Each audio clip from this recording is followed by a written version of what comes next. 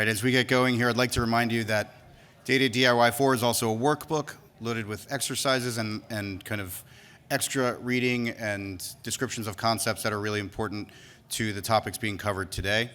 And next up, we're going to keep talking about building collaborations and managing them. Faster Cures, a center of the Milken Institute, is driven by a singular goal: to save lives by speeding up and improving the medical research system, focused on cutting through the roadblocks that slow medical progress. Kristen Schneeman, director at Faster Cures, joined Faster Cures in 2005 and with a primary responsibility for its innovation portfolio of projects and activities. They focused on best practices in funding and conduct of medical research and innovative collaborations among players in the research enterprise. She has 25 years of experience in public policy, politics, academia, and media. So I'd like to welcome now Kristen to the stage to get us going for the next really important session. Thank you.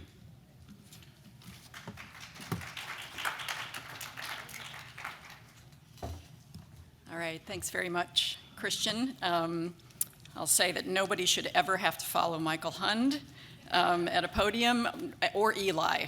Honestly, I'm also going to stand behind the podium because I did not dress to accommodate a lavalier mic today, so I'm going to hide behind the podium. So thank you also to everyone responsible for organizing this event and for inviting Faster Cures to be part of it, especially Pam and Frida for helping in the preparation for this event. For those of you who don't know us at Faster Cures, Christian gave you a few words, but allow me to introduce the organization briefly. We are a nonprofit center of the Milken Institute with a mission of saving lives by saving time to find ways to improve and accelerate the development of new therapies for all. We work across diseases, sectors, and disciplines to impact policy, connect resources, and change culture. This community of rare disease organizations is near and dear to our hearts. We have had a longstanding interest in the role that philanthropy and patient organizations can play as a source of funding and innovation in medical research. I think people sometimes wonder why, because philanthropy it regularly represents only about 2 to 3% of the US investment in medical research every year. But while it's small in size, it can also be unique in its role as a source of capital. And foundations also often bring another unique asset to the table, which is patients, their perspective, their data, and their participation in the research process. And I was really struck by that Jeff Bezos quote we heard yesterday about how customers are beautifully, wonderfully dissatisfied. And I think that really describes the community of patient organizations and the way that one of the things that they bring that really can drive the process and progress forward. Some of you may be familiar with our more than a decade-old TRAIN program, which stands for the Research Acceleration and Innovation Network, which we call our platform for venture philanthropy and medical research. It's a social network, really an affinity group of patient-driven foundations that fund medical research and share a desire to be more strategic and outcomes-driven with their funding and other resources. It's a platform for sharing information and best practices and for networking with other stakeholder groups. There are about 100 groups that are listed on the website as participating organizations, but about 300 more that partake in the content and participate in the events. They're large and small foundations with varying degrees of capacity and sophistication, representing common and rare diseases. And along with Global Genes and other organizations, we are committed to helping build capacity and relationships among those organizations to help them be as effective and catalytic as they can be to make progress for their patients. Let's see if I can actually make this work.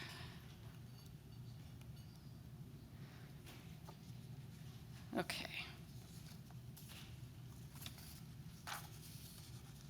So I was asked to come and speak about some work that we have done over a number of years. Sorry, trying to sort of get myself organized here. I'm going to share work we've done over a number of years through a lot of research, convening, and conversation with key opinion leaders on 3 related fronts. First is the growth of collaborative R&D over the last decade or so of biomedical R&D. Second is the role that foundations are increasingly being called on to play as conveners of multi-stakeholder collaborations. And finally, how patient organizations are maturing in their capacity to be consistently high-value research partners in this increasingly interdependent ecosystem. A handful of years ago, we began looking at the growing phenomenon of collaborative R&D, specifically research by consortia. No one organization or sector alone can bring a scientific discovery through product development. We all know that, and we certainly heard that this morning. We're all beginning to appreciate just how hard cracking our biological code is in many instances, and that we need to engage partners from diverse disciplines and with a range of skills that have not always worked closely together. So for our purposes, we defined a consortium as a formal collaborative R&D mechanism characterized by integration of actors from multiple sectors, agreement on a mission that addresses a shared need with a strategic and milestone-driven plan to achieve outputs that can be broadly used, a governance structure that provides input for all partners, and an integrated research plan that leverages resources and knowledge from all those partners. So 2012, shortly before we started this work, was really a landmark year with the launch of 51 new consortia. But a feeling of consortium fatigue was also beginning to set in, with stakeholders often being asked to participate in multiple consortia, wondering if they were having an impact and whether there was duplication of effort. So we put together this Consortiapedia project, and we produced a suite of products, including a framework report, a white paper, really, a landscape analysis of existing consortia that was published in Science Translational Medicine, and an online catalog, a searchable database, which in the end captured key information about 500 existing consortia. I know some of this work, I think, was highlighted even in the last workshop in this series. Hopefully, I'm not going to repeat too much you already know. There are some resources from these publications in your workbook today. And this Consortiapedia work was really the springboard for a subsequent effort to look specifically at the role of foundations like yours as collaboration conveners. So I'm going to return to many of these themes in that context in just a minute. So the framework report analyzed more than 250 multi-sector collaborative efforts at different stages of development and identified these 7 partnership components, describing challenges, the challenges of each, and the approaches that participants were taking to try to address some of them. And I won't read everything here, but you've got mission, structure, and governance, obviously, important startup features of any collaborative effort, how they were financed, what kind of human capital was involved in leading and executing them, intellectual property considerations, data sharing considerations and issues. Patient participation, I will say not so much, especially in these types of collaborations at this point in time, more of that coming. And finally, how they were thinking about measuring value and impact. And to give you some sense of the type of consortia that we were looking at in this project, the list included things like the Alzheimer's Disease Neuroimaging Initiative, which is driven by the NIH, so a government-led consortium. There was the Polycystic Kidney Disease Outcomes Consortium, which was driven by a patient community through the Critical Path Institute, and Project Datasphere, which is an industry-convened data sharing consortium. So a very wide range of types of collaborative research efforts. So we identified a number of what you might think of as must-haves for a well-functioning consortium. A shared scientific problem, and actually I'm now kind of giving you the 30,000-foot view of what you've heard specific examples of already this morning, so in some sense it's a little bit backwards, but I think you've already heard some of this from our previous speakers. You got to have a shared scientific problem. The more concrete your goal is, the better, and the more you're aimed at broadly usable solutions, the better. Looking at who has the resources and expertise to actually execute the work that needs to be done, not just the folks who can bring the money to the table. That's important, obviously, and you need those partners, but you have to think about who's actually got the other types of resource and expertise you need to do the work. Individual champions at each partner are really, really important, and it can be challenging to hang on to those people over time in these efforts. A formalized governance structure, can't afford to be too loosey-goosey with these things. Everybody's got to be on the same page, and everybody has to know that they're on the same page, literally. A lot of hands-on project management, featuring milestones, timelines, metrics. These are not things, certainly, that academic researchers are always acquainted with having to deal with, but even foundations, patient organizations may not be comfortable trying to establish some of these things. Human capital, preferably not too much of it in a volunteer capacity, although that's just a reality, but as in all things in life, you get what you pay for. So having paid staff or in-kind staffing of these efforts is very important. And finally, something people don't always think a lot about when they start a new collaboration, dissemination. How are you going to get the results out into the world? How are you going to provide access to whatever tools and resources are developed? Is there IP that is possibly going to need to be licensed, or you want to have licensed? I decided I was going to add 2 pizza teams to this list. I really like that concept. I think some of these larger consortia are definitely not 2 pizza teams as a whole, but kind of breaking them down into 2 pizza teams seems like a really, really good idea to work on particular aspects of your challenge. We categorized the consortia we looked at by their research objectives, and they were pretty evenly distributed across basic research, biomarker development, tool development, some product development, and data sharing. Data sharing really was a driving reason or objective for many of the collaborative efforts that we looked at. Much of this takes place in the pre-competitive space, not all of it, but a lot of this biomarker development, tool development, data sharing can be considered pre-competitive activity. And we provided a set of questions to guide conversation and thinking around these types of partnerships through 3 stages of their development, and I think this image is in your workbook. First, the startup phase, when the mission and vision are defined. And I'm not going to read all of these questions to you, but second of all, establishing and maintaining relationships when you're setting the terms of engagement for your partnership. And finally, evaluation and sustainability, and by the way, sunsetting. When do these things ever go away? And how do you think about, what happens when you get there?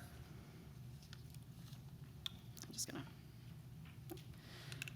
As these issues became a focus for us, we started hearing from leaders in our trained network of patient foundations that they felt they were increasingly being called upon to be the honest brokers to lead complex multi-stakeholder collaborations, like the ones that we were looking at in the context of Consortiopedia. And building and sustaining collaborative ventures with sometimes competing interests is not for the faint of heart, and is a far cry from the individual grant-making process that foundations have focused on in the past.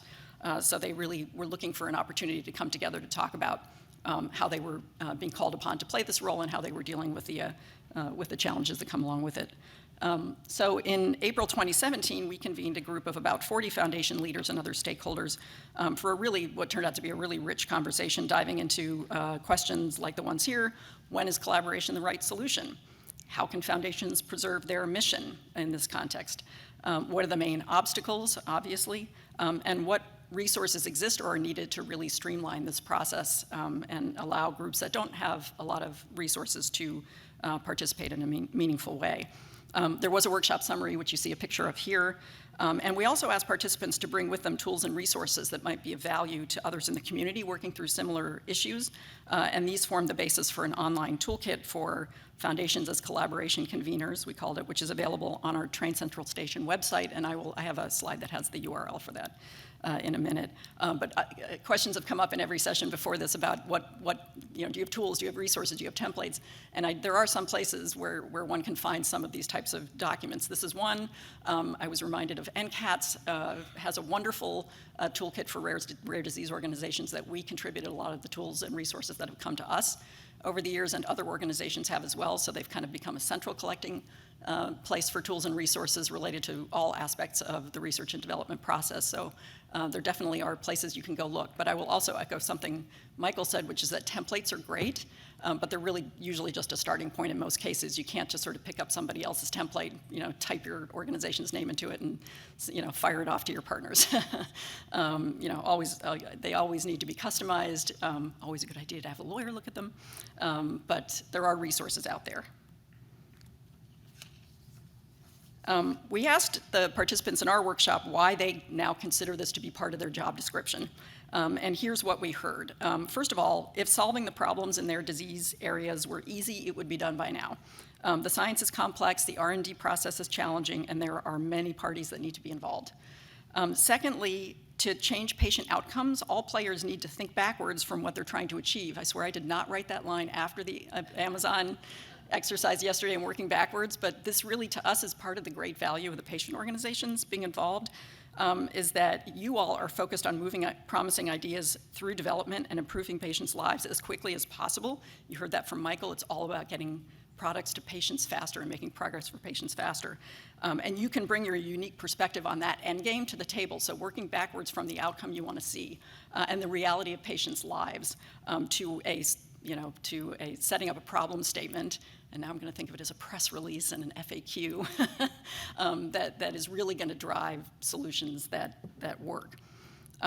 Fourth, while they appreciate the need for fundamental scientific inquiry, a foundation's ultimate goal is applying science to help patients. So helping build that bridge between the basic and the applied science. Funding basic science is very important, and in some conditions it's really all there is right now, and you need to focus on that, but I think most of the groups in this room would probably agree that your ultimate goal obviously is to get beyond that. And finally, foundations increasingly want to change the culture of medical R&D and can incentivize collaboration, which does not come naturally still to many academic and industry organizations. So this is really the definition of a consortium that I shared earlier, and I won't repeat it, but to some extent, every collaboration is unique. If you've seen one, you've seen one. But every organization that comes to one that's either convening it or participating in a collaborative project needs to have some guiding principles that inform the initiatives in which they're involved. And one participant in our workshop described their principles kind of in a very loose way as, first of all, science is the most important driver for them. Secondly, we have to understand what our unique contribution is. Why are we leading this? Why wouldn't it happen otherwise without us? Third, we need clear governance structures and understandings. I think that keeps coming up over the course of the day. Today, don't just assume everybody kind of understands what the objective is and how we're going to get there. And fourth, we need to have the ability to walk away, which I thought was an interesting guiding principle. So most of the foundations that participated in our conversation had already convened and led multi-stakeholder collaborative R&D initiatives with a wide range of objectives and partners, and you see some of them here. There are large organizations, smaller organizations, rare disease, again, common disease, and their objectives range from creating data sharing platforms to platforms for preclinical drug testing, to biomarker identification and qualification, to novel clinical trial designs, and their partners range from medical centers. There are a lot of academic collaborations here, like the one that Michael described as well. Biopharma companies, large and small, NIH, and Amazon Web Services even makes an appearance here, even though we published this 2 years ago. And here are some of the others. This was not an exhaustive list, but just some representation of the breadth of collaborations that some of these groups were involved in. So we spent an awful lot of time in the course of our day together focused on the startup phase of a collaboration.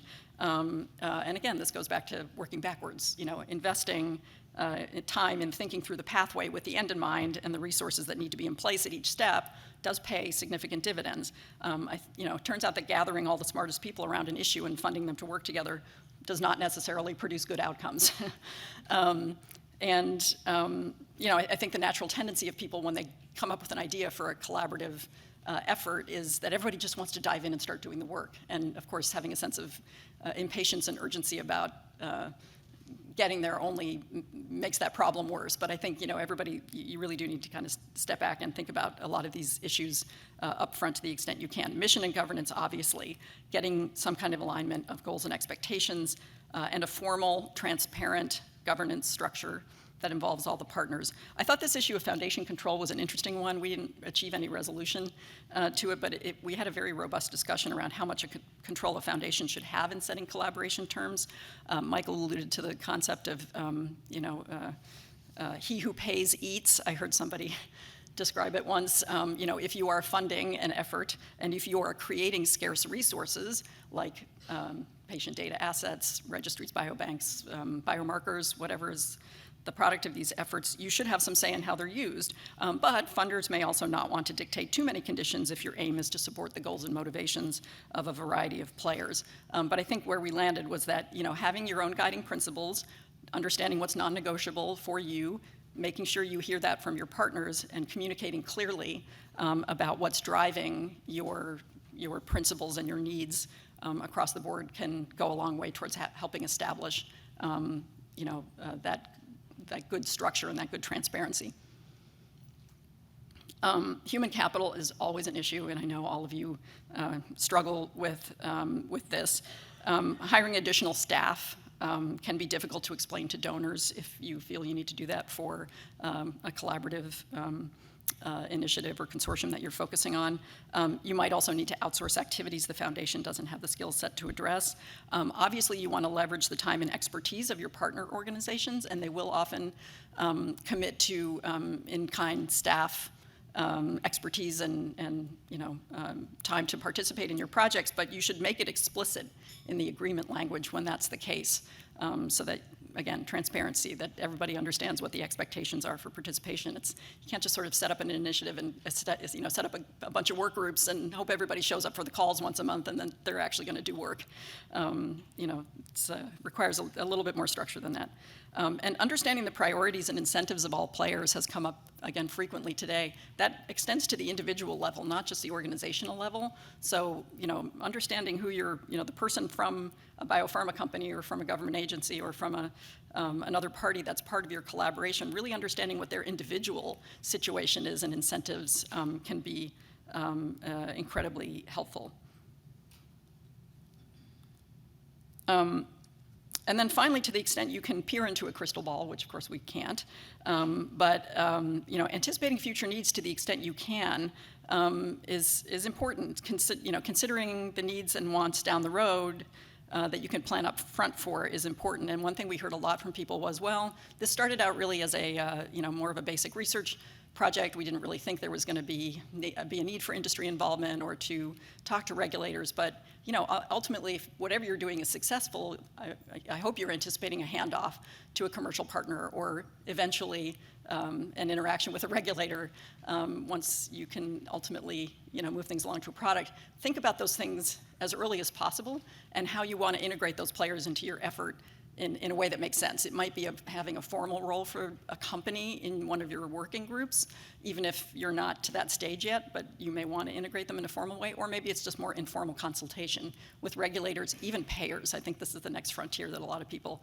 are starting to encounter and think about, is how to integrate payers into the discussions around these much earlier stage research projects. But I think what we're discovering is that these wonderful scientific advances are happening. We're driving things to the clinic, we're driving things through the FDA into patients, and now what?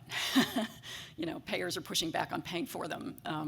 So people are even starting to think about and payers don't really know how to participate in these dialogues, but I think starting to invite them in earlier on is becoming increasingly important.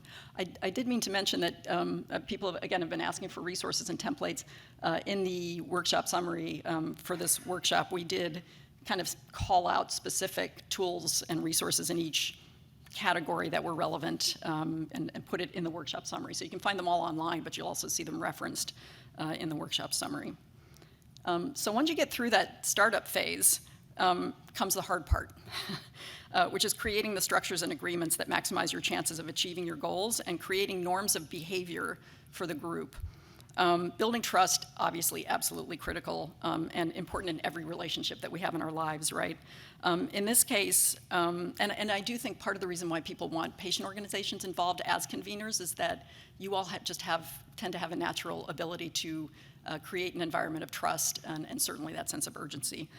In this case, milestones are really critical in multi-stakeholder initiatives and essential to building trust, even though the scientific outcomes can't be dictated. None of us knows whether the science is going to work out or it wouldn't be innovative, I think Ryan said. But setting out milestones in the agreements and having them all decided upon together is very important for building that foundation. Understanding, again, the incentives that drive each stakeholder is critical, even if you're trying to change some of them. So I think on a previous slide was the quote that everyone wants to think outside the box, but first you need to understand where the box is. All of us operate in boxes of various sorts, driven by particular incentives, and even if you're trying to change people's incentives, you have to kind of understand where they're coming from. I love the examples about, academic investigators are worried about publication, but if you can show them that collaborative research actually produces more publication, that's kind of working within their incentive system, right, to get them to do the thing that you're trying to drive them to do. Data sharing and reuse I won't dive into too deeply because I know it's been the subject of several of the other workshops and we could spend days and days talking about it, but it obviously was both a key driver of creating collaborations but was also the most common challenge cited by workshop participants. So I love that there are new solutions kind of forthcoming to help grease the skids on some of that. IP protection and management, also something that needs to be, we heard about this morning, baked into these agreements. Our workshop participants were actually more likely to be working with industry partners than academic, which surprised me. So IP issues were very central for them, but they need to be central in working with academic collaborators as well. And just, we obviously had an enormous discussion around issues of whether foundations should own or take a return on investment in IP, and that's a debate that continues in this community. But even if you leave all of that stuff aside, understanding when and how IP may come into play is really, really important. You just have to understand it and plan for it and try to, maximize the chance that you'll get the desired outcome.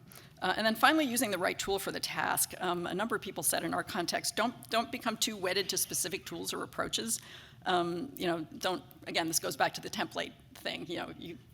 Templates are great, but you can't, you may insist on a particular term or approach in one context, but that may not be necessary or even appropriate in a different context. And so having some flexibility about where your bright lines are is very important. This actually came up very much for us in the context of march-in rights, which Michael talked about, the disruption licenses or whatever you want to call them, which I'm a big proponent of myself. But there were some people who were saying, sometimes it's just not the thing you want to fall on your sword over. But there may be other tools in the toolbox as well that you have to just be flexible about your use of. And then finally, the end of the life cycle is the part nobody ever thinks about at the beginning, but is very, very important to plan for. The evaluation, sustainability, and sunsetting. How do you know how you're doing? How do you know when you're done? Part of this is really defining success as clearly as you can at the outset. It's important for transparency and accountability, again, with your partners, making sure everybody's on the same page and understanding what ultimate success looks like, while maintaining the flexibility you need and the understanding that the scientific outcomes are not assured. Maintaining focus is a huge challenge. I think somebody already made a reference to mission creep. These are long and large-scale projects, and people want to, you got to sort of know when to let things come in and when to keep things out. Surrogate markers of success are always, in science, are important, and also in management are important to sustaining the interest of your partners and your supporters, your donors. You got to evaluate your processes as well as your impact. It's not very sexy, but it's important. Surrogate markers could include things like attracting new partners, attracting new donors, spawning new collaborations, maybe for those things that you don't want to creep into your mission. Those are all perfectly legitimate markers of progress and momentum that are important to everybody in the partnership to make you keep going. And then there's the sustainability questions, of course. These are usually fairly expensive ventures and much bigger bets than grants to academic investigators. A lot of people in foundations certainly are looking to biopharma as potential supporters or sustainers of a lot of these collaborative activities and thinking about how to redefine the value proposition to engage them. But one of our workshop participants said, if it's important to you, sustainability may be on you in the end. You kind of have to be prepared for the possibility that if this is something that's very, very important to making progress for your patient population, you may end up being the ones who have to sustain it over time. So it has to be that important to you. And then don't forget about the sustainability of not just the collaboration itself, but the outputs of the collaboration, whether they're things like data standards, research resources, other assets that are created. These are all things that need to be sustained as well and disseminated, and that's something that needs to be planned for as well. I'm going to skip through we had a wonderful discussion at the end of our workshop about potential solutions to a lot of the challenges that came up over the course of the day, because we're always wallowing in challenges, and we wanted to get people focused on solutions and resources that could kind of make these collaborations more streamlined, more seamless, but these are all available in the workshop summary. I think some of them were really addressed by some of the resources that the workshop participants shared, which are in the toolkit. There are other things that have come into being since we had that workshop that I think address some of these challenges. We were just talking with NCATS at the break about maybe trying to identify where some of the gaps still exist that we can look for resources and information, to kind of fill those gaps in the meantime. So the key takeaways for us from this really rich day of discussion we had was, collaboration is necessary. It's not always the right solution to every problem. Multi-party collaborative R&D is an increasingly prominent feature of the landscape. Second, collaboration is not for the faint of heart. Building and managing them requires different skills than traditional grant making and a lot of hands-on project management to keep things on track. Third, foundations really are uniquely positioned to be collaboration conveners. Their long-term view and patient-centric drive can make them ideal honest brokers to bring together those diverse interests. The financial and human capital limitations, however, can make sustaining and managing initiatives like this a high-risk investment, so that's just a reality. Investing in a strong framework during the startup phase, again, is absolutely worth it. Having a clear sense of your organization's guiding principles, communicating them clearly to your partners, and then operationalizing them through the terms of engagement and the governance structure will absolutely pay dividends. And finally, there are resources out there, more are always needed. And then this is the slide I promised with the, oh no, I think my URL dropped off. So our Foundations as Collaboration Conveners Toolkit was the third in a series. We had also put together some toolkits of templates, resources, publications related to foundation university partnerships. That's come up a few times today, and how to solve some of those challenges and interaction. And then foundation company partnerships. There are actually templates for, a contract with a biotech company, for instance. It's train.fastercures.org /toolkits is the address, and we'll make sure that you all can find that. It's not too hard. And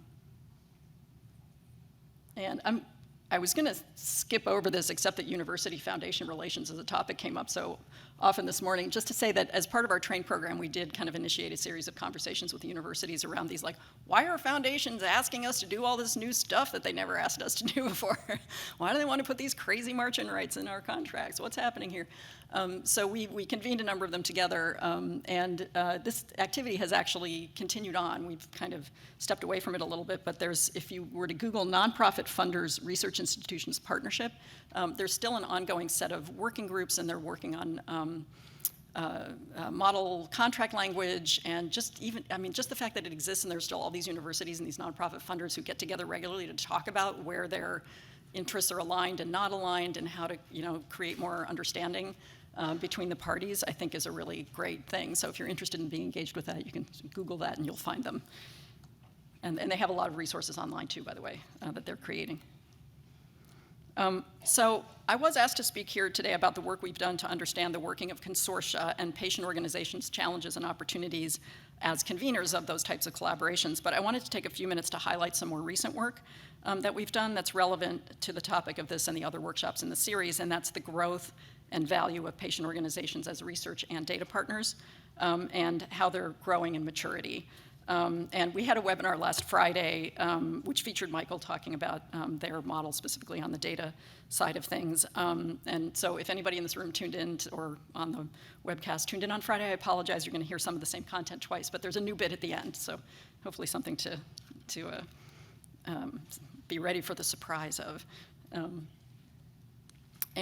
This effort was really inspired by conversations that we had with friends at the People-Centered Research Foundation, which was leading the Patient-Centered Outcomes Research Network, PCORNet, and the National Evaluation System for Health Technology, or NEST, which are both very large-scale, federated shared data networks, who were wrestling with similar challenges. First of all, how to operationalize patient engagement in the context of their networks, which looks different than doing it in the context of an individual company or a government agency like FDA or an academic institution.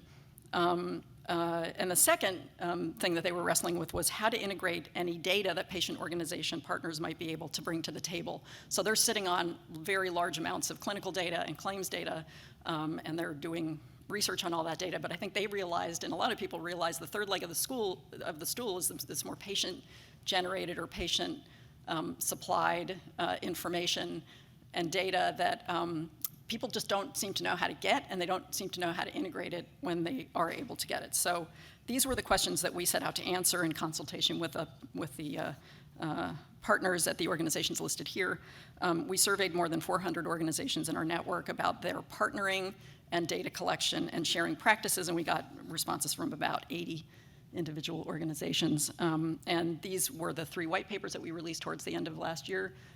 There's a helpful cheat URL up there at the top, which is way shorter than the actual URL.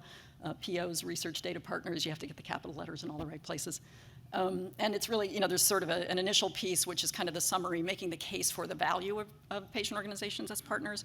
The second piece is aimed specifically at patient organizations and their needs and interests, and the third piece is aimed at researchers, industry, and academic.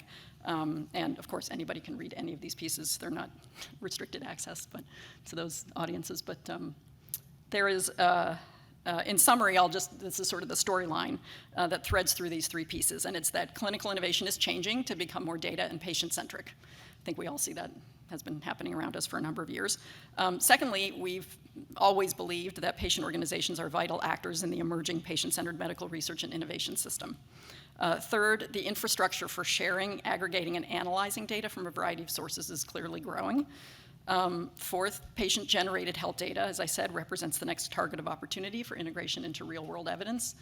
And then finally, that type of data is generally not readily available in the environment of those shared data networks that we were looking at, but ideally we felt it should be.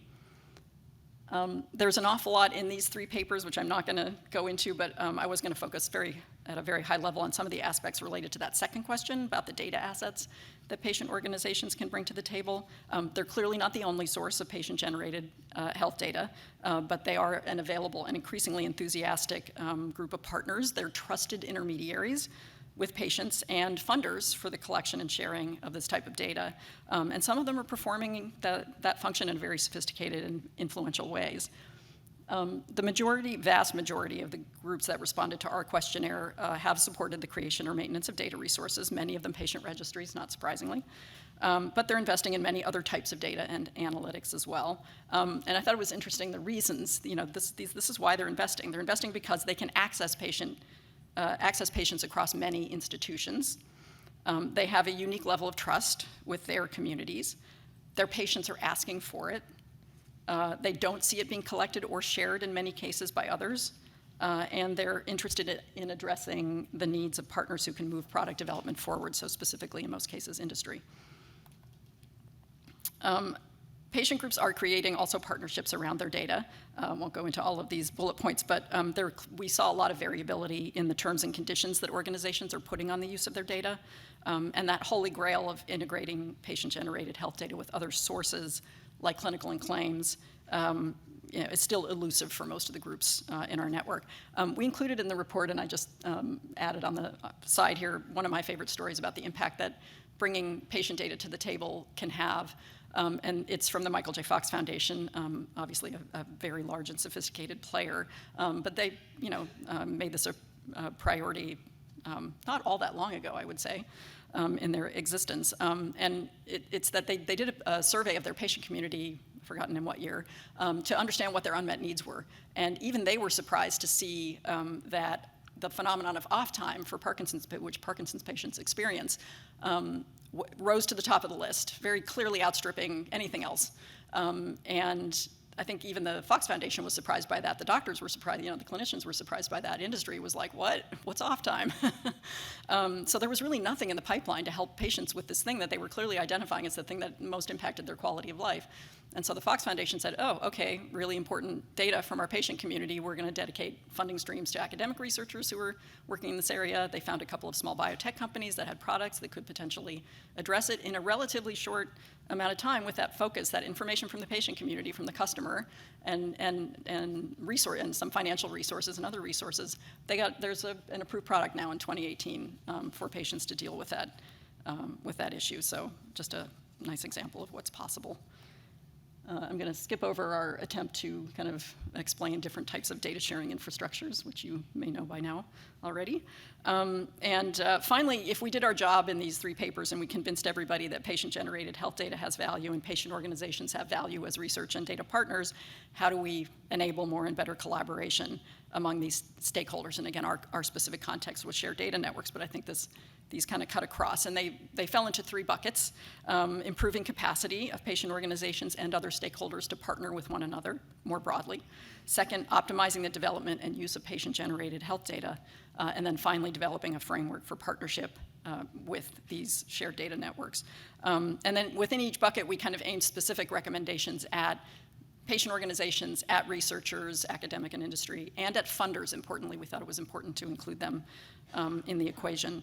And so just as an example, in that second bucket of the types of recommendations that we called out, for patient organizations, carefully considering the purpose of any data gathering. I'm sure you've heard that over the course of these workshops many times, and creating fit-for-purpose solutions. Second, proactively seeking partners for your data and crafting funding opportunities around the use and reuse of data resources. Just because you build it doesn't mean that they will come. I learned that from Megan O'Boyle, who I saw earlier in the day.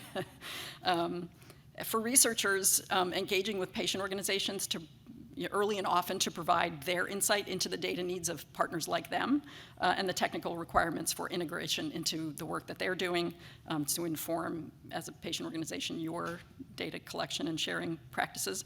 And then for funders, funding infrastructure to enable more high-value data collection and sharing by patient organizations. We really believe that patient organizations have a unique role to play here for the reasons that I mentioned earlier when discussing why they're investing in this at all. So while they're not the only source of this kind of data, we really encourage researchers and funders not to discount them, not to ignore them, not to do an end run around them, but rather embrace their unique attributes and help them do this work and do it better. Oops. Sorry. So again, these were sort of some, in this context, must-haves for us in any partnership framework. Again, our context was partnering with shared data networks, but I think you could say that these are maybe must-haves in the context of patient organizations partnering across the research enterprise. First of all, capacity building.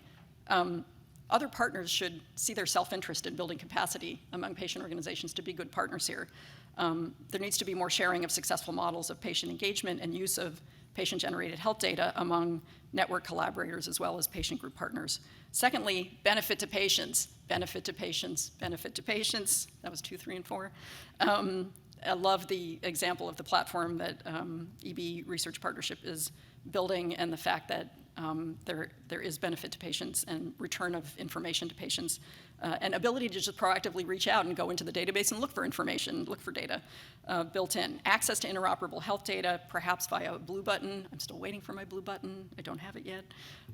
Actionable information about health status and care has to be part of collaborative frameworks. Third, compensation. This is really, I think, the way things are going, to patients and organizations for their participation in research collaborations. Precori's compensation framework is a good place to start by looking at that. And then finally, reciprocity. And one example of what we meant by that was in the context, for instance, of trying to work with in the context of these shared data networks. We would hear from patient groups. They're like, well, we wanted to collaborate with that network, but their common data model didn't account for key variables in our patient population. And they basically just said, sorry, see ya, because we didn't kind of fit into the model. Our response was, well, if you're partners, then there has to be some reciprocity. There has to be some listening. Maybe it doesn't make sense to modify a common data model at every turn in the road or every problem that crops up, but at least there has to be a conversation about it. Just an example of, in any partnership, even with your significant other, your spouse, your your children, your parents, there has to be some reciprocity, right? Okay, so we kept in this project trying to push towards and looking at questions around data assets of patient organizations, but we kept getting pulled back to these broader questions about partnering with patient organizations overall. And one of the key questions that kept emerging in the course of this work was, what does it mean to be a research-ready patient organization? We have seen for years at Faster Cures more and more patient organizations interested in engaging in the R&D process as more strategic partners. And we really felt like there needs to be a more holistic way for patient groups and their potential partners to evaluate where they are on the continuum of research readiness and engagement and what's needed to advance along it. I feel like I've certainly seen in the last handful of years more and more resources for that first part about trying to identify where you are on the continuum. We actually heard about one this morning from Biopontus, the translational research tool that you can use to figure out where you are. Clinical Trials Transformation Initiatives has a number of nice tools. Genetic Alliance has some tools.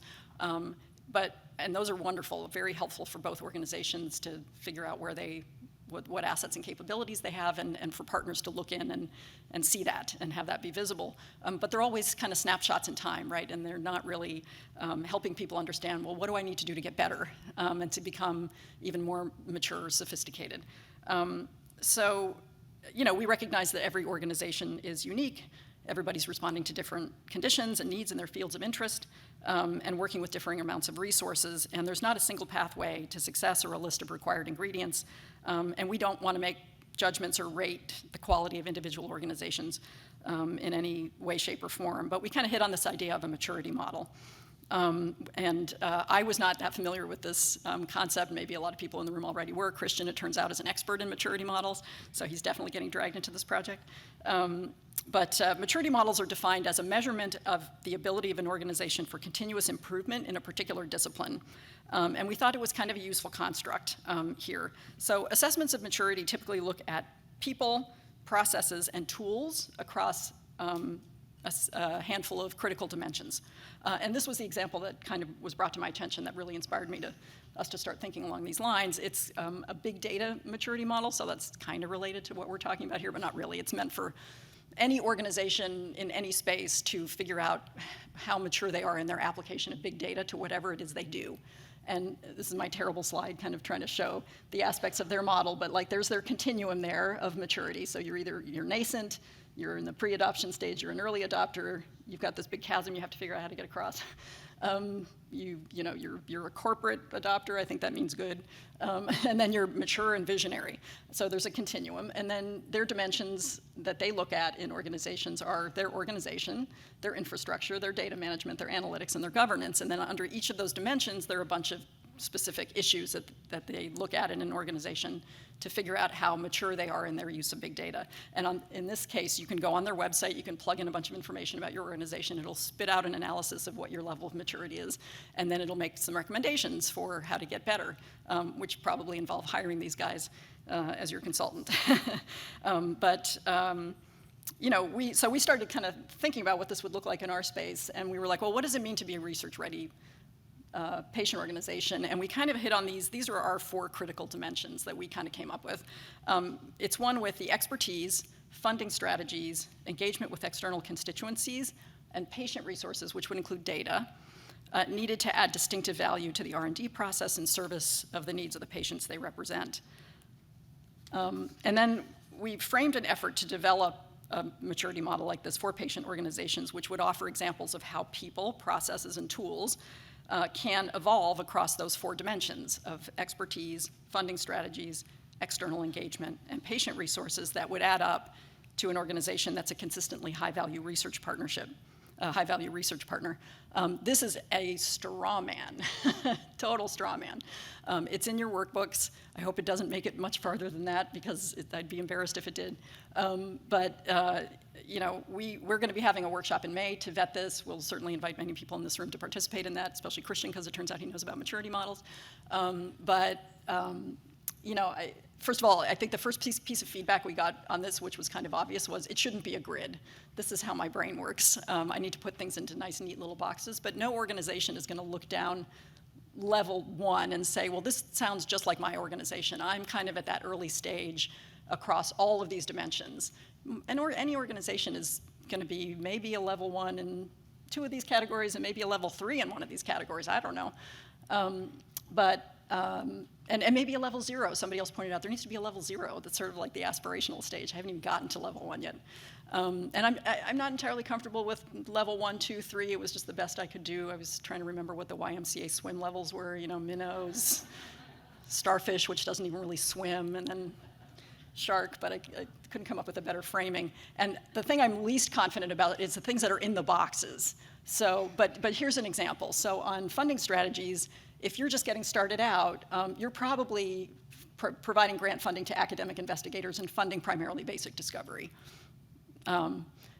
If you've got some extra resources, or you've got a roadmap, you're being a little more strategic and thinking about how we can evolve our role, you might start funding more translational science, as David talked about. You may fund development of some tools and resources that are missing in your particular disease area that other people aren't developing for whatever reason. If you're evolving even further, you may be funding or investing in private companies. So I don't know if that's a very good example, but it's an example of the kind of progression that we were envisioning. And I'm going to stop there because I personally would love to get some feedback on this. I obviously welcome questions that you all have about anything I've thrown at you this morning, but I selfishly would very much love to get anybody's thoughts about whether this concept seems like a useful one, how you might see it being useful to your organization or any potential partners that you might have, any cautions that you might have about the development or use of a tool like this, and specifically, what's in the boxes? What are the specific things about an organization that we should be looking at to evaluate, how to map out your journey or your pathway to becoming, an increasingly more sophisticated partner? It's usually has something to do with money, but it doesn't always have to do with money. So we're just trying to get some early feedback before our May event. Would be wonderful to have. And I know Pam has a question. Thank you. These are such rich ideas. We really appreciate you bringing all of this to us. And just for the interest of it, if you wouldn't mind going to the app, datadiy4.cnf.io on your browser, and there's a poll as Kristen said, this is not formalized, and what we would just like you to do is respond as to where you best fit on a maturity model. And we do in the app have a I'm just starting out kind of option here. So some people have already started answering that. I think this will just prove the point that nobody feels they fit into a particular box or column. Interesting. And it may be a function of the people that have come today, but it's really great for us to hear where people are at.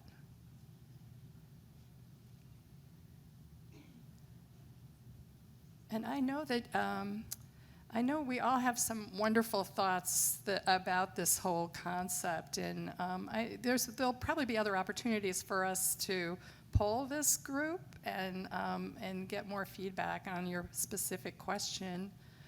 But we will take time for just one question. Do we have time for one question? As we watch that, let's just go ahead and take the question. Hira? Yes. So given that a lot of people are responding, they're at level 1 or we are just beginning, I'm going to pose you this question, Kristen. If we are at the earliest level in your partnership maturity model, what is the best way to determine how we should grow to become a valued partner?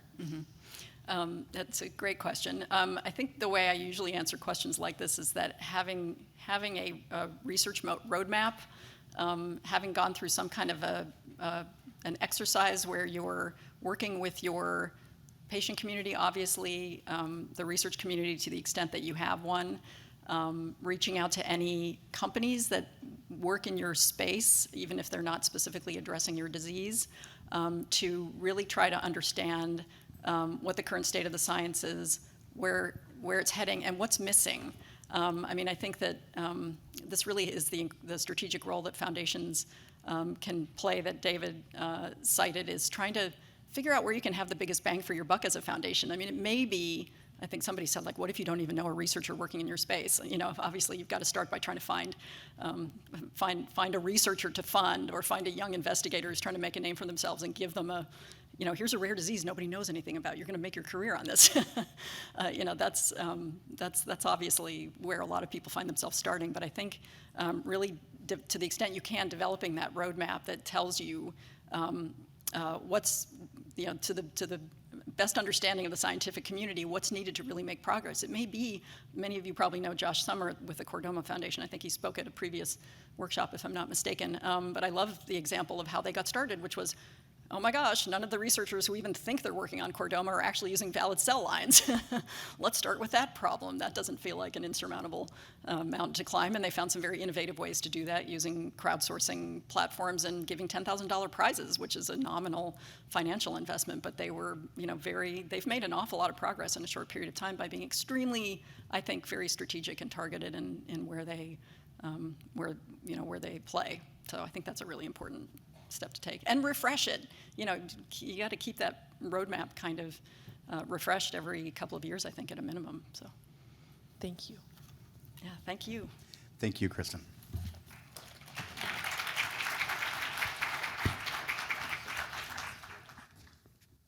right, that was great. We have lunch coming up now, so it'll be 1 full hour break. Right as we come back, we'll have a special guest and with providing some opening remarks to the afternoon. We'll be covering drug repurposing, clinical guidelines, and learning collaboratives. And we are going to close out the afternoon with where we should be starting the next decade, which is on expanding engagement to underserved communities with a data-driven approach. So, break.